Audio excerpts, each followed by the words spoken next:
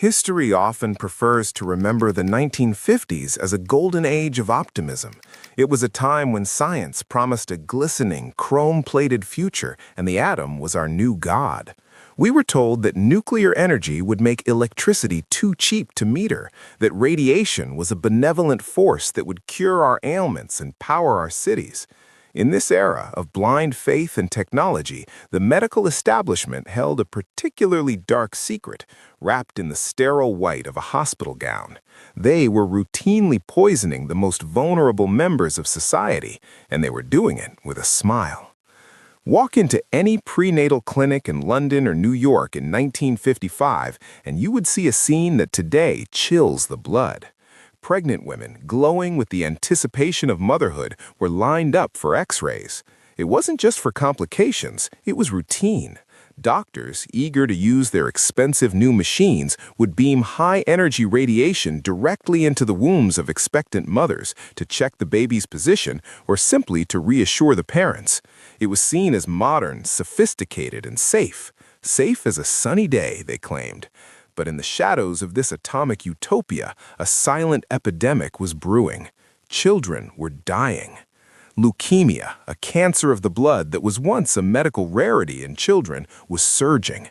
The numbers were climbing year after year, a terrifying spike on the epidemiologists' graphs that no one could explain. The medical community was baffled, or perhaps they were looking in the wrong places. They blamed viruses, they blamed genetics, they blamed bad luck. They did not want to look at their own machines. Enter Dr. Alice Stewart. In the grand hierarchy of the British medical establishment, she was an outsider, a woman in a man's world, a brilliant mind relegated to what her superiors considered the dusty corners of social medicine. She wasn't the star surgeon or the celebrated researcher, she was the one they gave the scraps to. In 1955, almost as an afterthought, the Medical Research Council handed her a shoestring budget of £1,000 and a vague mandate to investigate the rise in childhood leukemia. It was a throwaway project, a task to keep her busy while the real scientists did the important work. They expected her to come back with inconclusive data, to shrug her shoulders and file a report that would gather dust in a basement archive. But Alice Stewart was not the kind of woman who shrugged. She was a detective of data, a woman who listened to the whispers of statistics that others ignored. She realized that hospital records were incomplete, sanitized by the very institutions that might be at fault. So she did something radical. She decided to talk to the mothers. She organized a massive survey, sending questionnaires to the grieving mothers of children who had died of cancer and to a control group of mothers with healthy children. She asked them everything about their lives, their diets, their habits. She was looking for a needle in a haystack, a pattern in the chaos of tragedy. As the questionnaires flooded back, thousands of them, Alice began to sort through the grief and the memories. She sat in her cluttered office, surrounded by stacks of paper, searching for the common thread. And then, slowly, terrifyingly, it emerged. It wasn't a virus. It wasn't bad luck.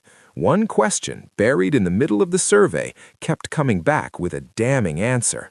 The mothers of the dead children had one thing in common, something that the mothers of healthy children did not. They had been X-rayed while pregnant. Alice Stewart had found the smoking gun, and it was pointing directly at the doctors themselves. The year was 1956. The Cold War was freezing over, and the nuclear arms race was the heartbeat of geopolitics. Governments were testing atomic bombs in the atmosphere, assuring citizens that fallout was negligible. In this climate of atomic hubris, Alice Stewart prepared to drop a bomb of her own. Her analysis of the Oxford Survey of Childhood Cancers was unequivocal. The data screamed the truth. A fetus exposed to even a single diagnostic X-ray had double the risk of developing childhood cancer. Double, let that sink in. A routine procedure, recommended by trusted family doctors, was killing children. Alice knew the gravity of what she had found. She wasn't just presenting a medical anomaly, she was indicting an entire profession. She was telling radiologists that their miraculous machines were engines of death. She was telling the nuclear industry, which relied on the public perception of radiation safety, that their fundamental premise was a lie. She published her findings in The Lancet, the most prestigious medical journal of the time. She expected shock. She expected immediate action to stop the X-rays. She expected, perhaps naively, that the primary goal of medicine, to do no harm, would prevail. Instead, she walked into a buzzsaw. The reaction from the medical establishment and the nuclear lobby wasn't scientific skepticism. It was an organized assassination of her character. They didn't attack her data directly at first because the numbers were solid. Instead, they attacked her method.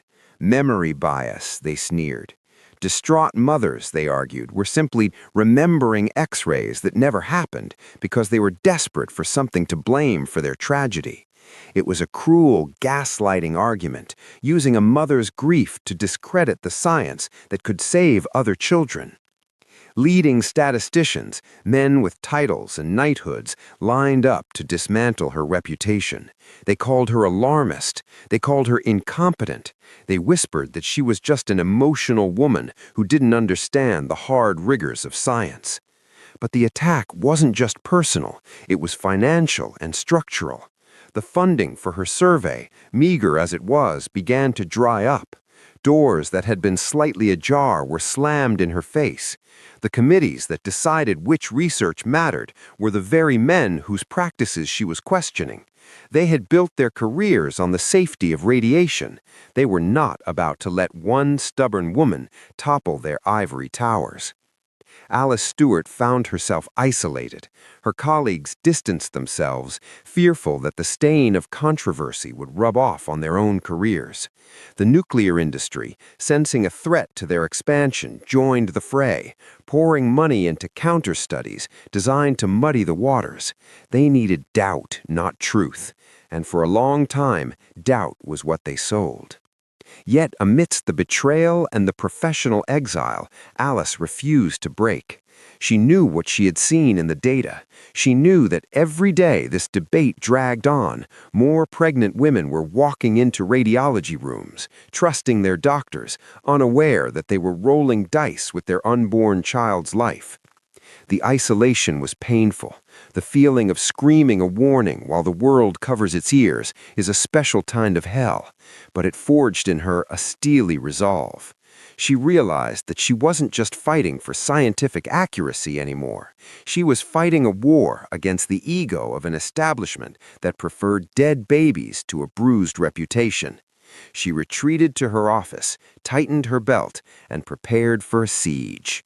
If they wanted a fight, the lady of the data would give them one that would last the rest of her life. For the next 20 years, the machines kept humming. 20 years of doctors assuring nervous mothers, "It's perfectly safe, my dear." 20 years of X-ray shutters clicking, and 20 years of leukemia wards filling up. This is the true tragedy of Alice Stewart's story, not just the persecution of a scientist, but the human cost of that persecution. How many thousands of children died because the medical elite couldn't bear to say, "We were wrong." Alice spent these years in the wilderness. Stripped of major grants, she kept the Oxford survey alive through sheer force of will and patchwork funding. She became a pariah in the UK, but she turned her eyes globally.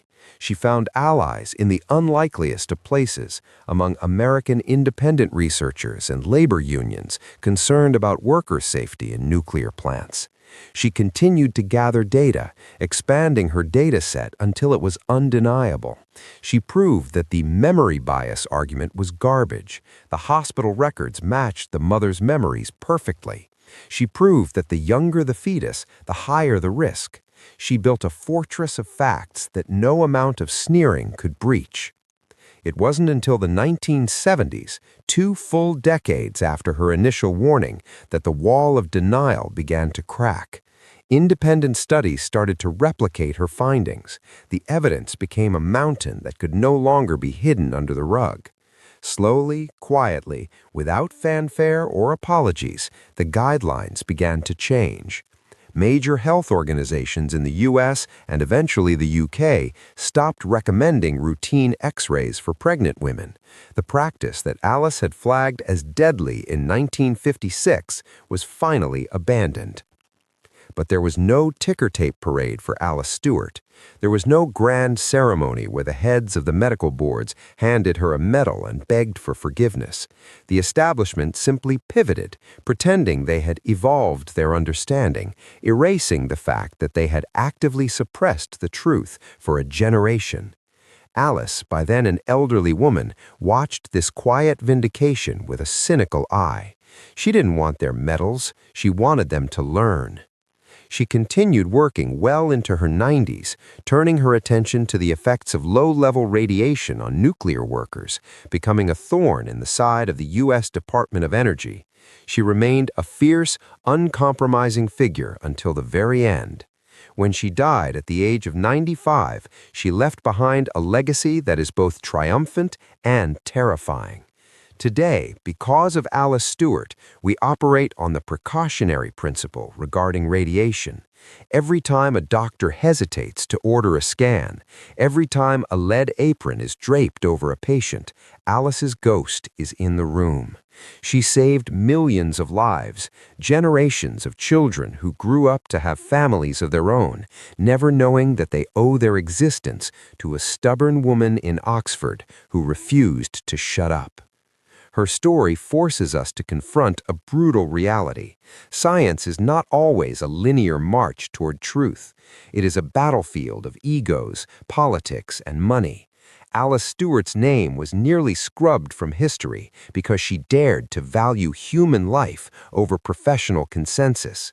We remember her today not just as a scientist, but as a whistleblower who stood alone against the giants of her time. She reminds us that sometimes the most dangerous thing you can do is be right when the world is wrong. And the silence she broke continues to echo, a warning to any power that tries to bury the truth in the dark.